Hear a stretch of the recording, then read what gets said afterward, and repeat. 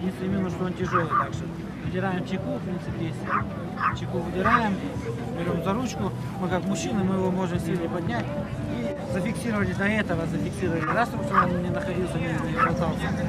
И направляем на очаг пожара, как у нас удобно. Все. Женщинам не тяжело, можно и здесь, ну, поднимая так. Ну, вы держите чеку и направьте на очаг пожара. Сам пусть попробует. А, пусть сам, да. Вот, они вот, лучше. кстати. По наветренности.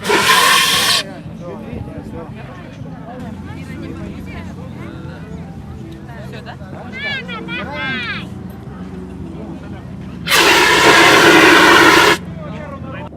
Итак, внимание, у нас проходит дефиле защитной формы. И первую форму представляет Валерий Попов. Работает в пожарной охране 12 лет.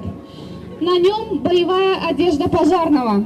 Специальная одежда, предназначенная для защиты человека от опасных и вредных факторов окружающей среды, возникающих при тушении пожаров и проведении аварийно-спасательных работ, а также от неблагоприятных климатических воздействий.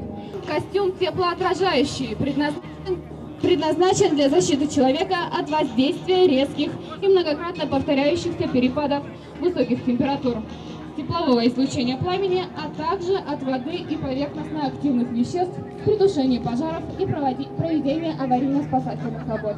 Работа в костюмной рясе является наименьшее время, определенное при заданной температуре в зависимости от защитных характеристик костюма и от физических нагрузок. Масса костюма 2 килограмма.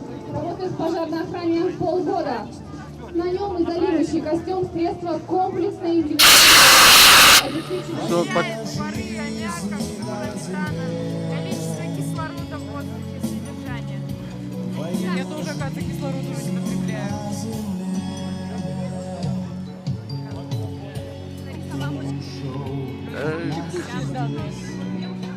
Спасибо большое. Давай, назад.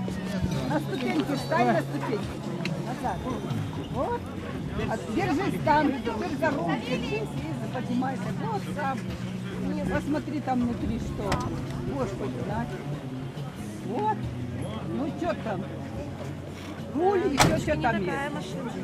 Все видно.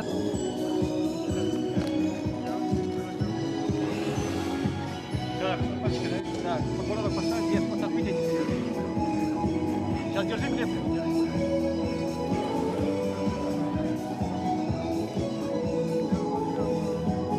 Дышать можно? Сейчас. Плохо, да? Вот просто вот новые противогазы, да, у них подгонка более жесткая, видите, да? Здесь надо вот под этим линиям, да? Вот щелчками так перегонять, да? Очень жестко, по сравнению с ранними, да? Они просто замерялись, да, и по размеру подбирались. Здесь можно регулировать, да, но это жестковато, да. Она помягче, по-моему, чем тот старый был.